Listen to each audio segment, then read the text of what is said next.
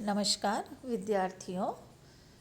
अपन कठोपनिषद के प्रथम अध्याय के द्वितीय वल्ली का 13वां और 14वां मंत्र को पढ़ेंगे।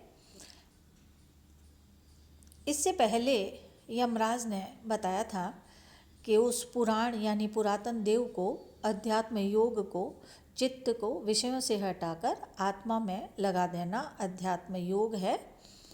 उसकी प्राप्ति द्वारा जानकार धीर पुरुष अपने उत्कर्ष अपकर्ष का अभाव हो जाने के कारण हर्ष और शोक का परित्याग कर देता है। 13वां मंत्र पढ़ रहे हैं। एतत् श्रुत्वा संपर्गृह्य मर्त्यः प्रव्रीह्य धर्म्यं मणुमेतामाप्य स मोदते मोदनीयान् हि लब्ध्वा विवृतिं सद्म नचिकेतसं मन्ये।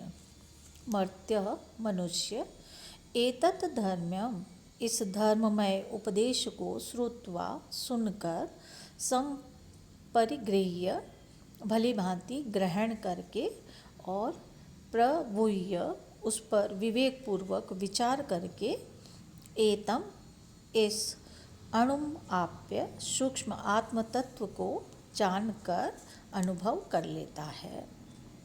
सह वह मोदनीयम आनंद स्वरूप पर ब्रह्म पुरुषोत्तम को लब्ध्वा प्राप्त कर, मोदते आनंद में ही मग्न हो जाता है।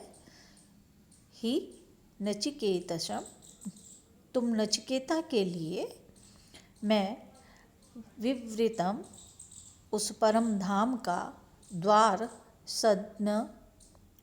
सद्म विवृतम उस परम धाम का द्वार, विवृतम मन्ये खुला हुआ मानता हूँ। पुनः देख लीजिए।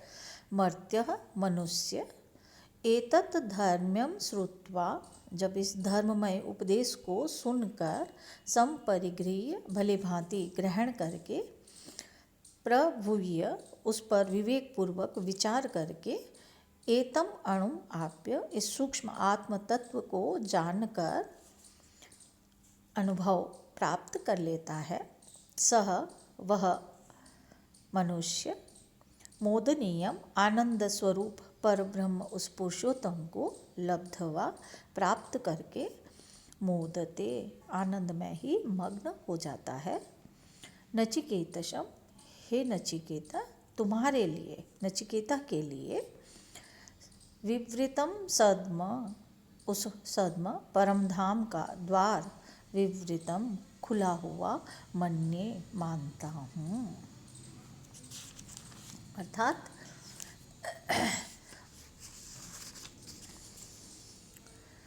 इस आत्म तत्व को, जिसका कि अब मैं वर्णन करूँगा, उसे सुनकर आचार्य की कृपा से भली प्रकार आत्मभाव से ग्रहण कर, मरण धर्माय मनुष्य उस धर्म विशिष्ट आत्मा को शरीर आदि से उद्यमन करके यानी पृथक करके, तथा इस अणु अर्थात सूक्ष्म और मोदनीय हर्ष योग्य आत्मा को उपलब्ध कर, वह मरणशील विद्वान आनंदित हो जाता है। इस प्रकार के तुम नचिकेता के प्रति मैं ब्रह्म भवन को खुले हुए द्वार वाला अर्थात अभिमुख हुआ मानता हूँ। अभिप्राय यह है कि मैं तुझे मोक्ष के योग्य समझता हूँ। यहाँ पर ये यमराज नचिकेता को कह रहे हैं कि तुम वास्तविक रूप से मोक्ष के अधिकारी हो। व्याकरणात्मक टिप्पणी देख लेते हैं। श्रुत्वा, श्रु धातु से त्वा प्रत्यय, संपरिगृह्य, सम और परि उपसर्ग है, गृह धातु है और ल्यप प्रत्यय है। प्रभूय में प्रउपसर्ग, भू धातु और ल्यप प्रत्यय। आप्य में भी आप धातु से ल्यप प्रत्यय, आप्य नहीं, सॉरी। मोदनीयम, मुद धातु से अनियर, मोद से अनियर, लब्ध्वा लब धातु से त्वा प्रत्यय है। विवृतम व्री उक्त। अब यमराज के मुख से परब्रह्म पुरुषोत्तम की महिमा सुनकर और अपने को उसका अधिकारी जानकर नचिकेता के मन में परमात्म तत्व की जिज्ञासा उत्पन्न हो गई। साथ ही उसे यमराज के द्वारा अपनी प्रशंसा सुनकर साधन सम्मत संकोच भी हुआ, इसलिए उसने यमराज से बीच में ही पूछा। 14वां मंत्र देख रहे हैं।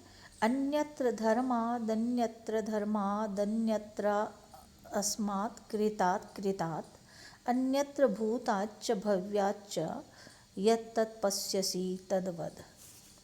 यत् तत् जिस उस परमेश्वर को धर्मात् अन्य धर्म से अतीत, यत् तत् जिस उस परमेश्वर को धर्मात् अन्यत्र धर्म से अतीत, अधर्मात् अन्यत्र च और अधर्म से अतीत, अस्मात् कृत अकृतात् अन्यत्र और इस कार्य और कारण रूप संपूर्ण जगत से भी अन्यत्र अर्थात भिन्न, कृत कार्य रूप और अकृत अर्थात कारण रूप संपूर्ण जगत से अन्यत्र भिन्न, भूतात् भव्यात् अन्यत्र जो भूत वर्तमान और भविष्य तीनों कालों से अर्थात इन संबंधित तीनों पदार्थों से अन्यत्र पृथक पश्यसि देखता है जानता है, तद्वद उसे वद बताइए। पुनः कर रहे हैं। यत् तत् जिस उस परमेश्वर को धर्मात् अन्यत्र धर्म से अतीत, अधर्मात् अन्यत्र च और अधर्म से अतीत, अस्मात् कृत अकृतात् और इस कार्य और कारण रूप संपूर्ण जगत से भी अन्यत्र भिन्न, भूतात् भव्यात् भूत वर्तमान एवं भविष्यत इन पदार्थों से भी अन्यत्र पृथक पश्यसि जानते हैं, तत् उसे वद बताइए। अर्थात जिस उस परमेश्वर को धर्म से अतीत, अधर्म से भी अतीत तथा इस कार्य और कारण रूप संपूर्ण जगत से भी भिन्न और भूत वर्तमान एवं भविष्यत तीनों कालों से तथा इनसे संबंधित पदार्थों से पृथक जानते हैं, उसे बताइए।